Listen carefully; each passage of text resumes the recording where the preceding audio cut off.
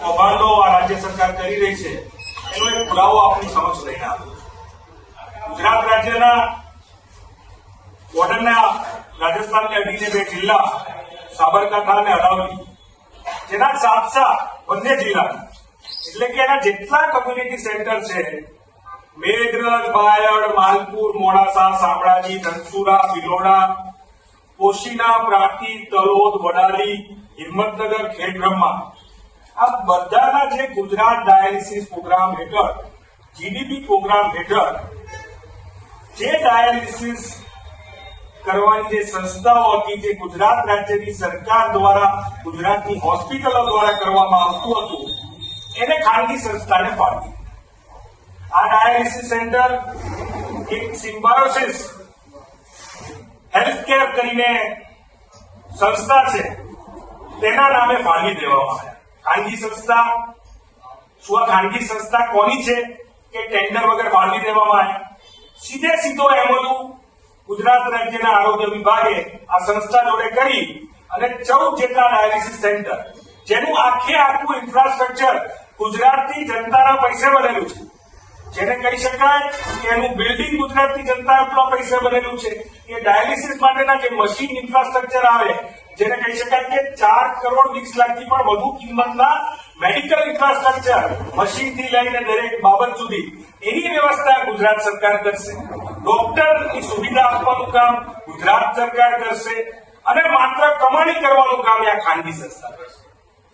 મહિને 25 લાખથી પણ વધુની આવક આ સંસ્થાને ઉભી કરાવીને કરોડો રૂપિયા વર્ષ દરમિયાન કમાવી આપશે આ ગુજરાત રાજ્યનું આરોગ્ય વિભાગ. ગુજરાત રાજ્યના આરોગ્ય મંત્રીશ્રીને પૂછવું છે કે આ સિમ્બાયોસિસ હેલ્થકેર નામની સંસ્થા કોની છે કે તમે જેમાં એમઓયુ કરો છો એ એમઓયુમાં પૂરતું એડ્રેસ પણ નથી લખતા. સિમ્બાયોસિસ હેલ્થકેર ફાઉન્ડેશન નવરંગપુરા, આ ગુજરાતના લોકો એ સંસ્થાને શોધવા નવરંગપુરામાં ક્યાં ક્યાં હોય? સ્પષ્ટપણે બધું જ ઇન્ફ્રાસ્ટ્રક્ચર આપણા બધાના ટેક્સ મનીથી ઉભું થયેલું ઇન્ફ્રાસ્ટ્રક્ચર અને ખાનગી સંસ્થાને ફાળવી જે પ્રકારનો મોટો ભ્રષ્ટાચાર આરોગ્ય વિભાગ દ્વારા આચરવામાં આવ્યો છે તે સ્પષ્ટ દેખાઈ આવે છે. ક્લેરિટી જોડે આંકડા બોલે છે. મહિને ખાનગી જે સંસ્થાઓ છે અથવા પ્રાઇવેટ હોસ્પિટલો છે અથવા તો ટ્રસ્ટ સંચાલિત હોસ્પિટલો છે, એને 2200 રૂપિયા આપવામાં આવે છે. એમાંથી 300 રૂપિયા એ જે દર્દીઓ છે એને આવન જાવન માટે આપવામાં આવે છે અને 1900 રૂપિયામાં બધું ઇન્ફ્રાસ્ટ્રક્ચરથી લઈ, ડોક્ટરથી લઈ અને બધો જ ખર્ચ ખાનગી હોસ્પિટલો અને ટ્રસ્ટ સંચાલિત હોસ્પિટલો ઉપાડતી હોય છે. તો આ ખાસ સવલત સિમ્બાયોસિસ હેલ્થકેર ફાઉન્ડેશનને શું કામ આપવામાં આવી?